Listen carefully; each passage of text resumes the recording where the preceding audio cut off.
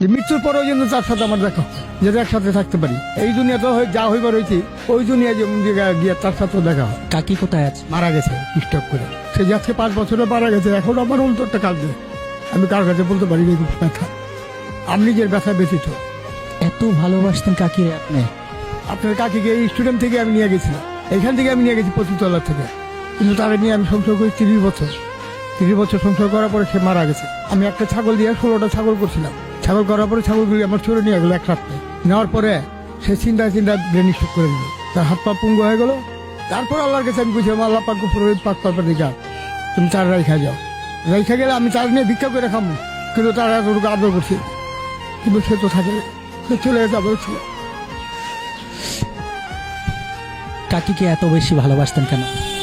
কারণ তারা ভালোবাসি এই কারণে, তারও এক অসহায়, আমিও অসহায়।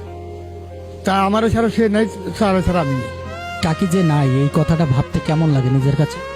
রাত্রে যে আমি ঘুম দিয়ে আসি, রাত্রে একটা নিচে আমার ঘুম আসে না, কিন্তু তার কথা চিন্তা করলে আমার চোখের বাড়ির বিষটা পানির ভিজে যায়। সেটা আমি কারো কাছে বলতে পারি না, নিজের ব্যথা দিয়ে রাখি। কার কাছে বল? ওই পরবার দিগারের কাছে নিয়ে। কাকি কেমন আদর করতো আপনাকে? খুব আদর করতো। আমি বাসায় গেলে আমার ভাতটা বেড়ে দিত, গোসলের পানিটা ভরে দিত, আমি গোসল করুন সে পানিটা দিত, সেটা একটু কষ্ট দিত। আমার পয়লা নিয়ে আমার ভাত খাওয়াইতো, তারপর সে নিজে খাইতো। কাকির সবচেয়ে কোন স্মৃতিগুলো বেশি মনে পড়ে? সে একটা আমার গোলসান মানা গেছে, আমার রিক্সা চালানোর পয়সা দিয়ে। মৃত্যুর পরেও তার কাছাকাছি থাকতে চান? চাইতেছি আল্লাহ পাক যদি এটা কবুল করে আবার এরপরে একটা, এই আমি তার কাছে আপনার করে আর কিছু ছিল। ধন সম্পদ আমি বুঝিয়ে দিতাম। আজকে ঢাকা সিটির ভিতরে আমি 5 তলা বাড়ি 6টা করতে পারতাম, কিন্তু সে লোক করিনি আমি। কারো চেনা পয়সা আনুম সেই হিসাব কিতাব করিনি। আমি চিন্তা করি যে আল্লাহ পাক আমার সৎ পথে নিও, আলিকাল মৌত যখন আসবে তখন যেমন আল্লাহর কালামটা পড়ে আমি মোট লা ইলাহা ইল্লাল্লাহু মুহাম্মাদুর রাসূলুল্লাহ বলে যেমন আমি মৃত্যুবরণ করতে পারি। এখন একটা জিনিস আমি করি না, নমস্কার করতে পারি সময় পাই, কারণ আমার শরীর নোংরা। আমি এই অবস্থা মসজিদে গেলে আমার দৌড়া দিব সবাই। গুলিস্তানে কোথায় থাকেন? এই স্টেডিয়াম। রাত যাপন করেন এই খোলা আকাশে নিচে? এছাড়া কোথাও যাবো? একটা ঘর ভাড়া নিতে গেলে 3000 থেকে 4,500 টাকা দিতে হয় ভাড়া। কেন আমি রিক্সার কাজ চালাই, এখন কয় টাকা কামাই? 300 কামাইলে আমার লেগে অনেক।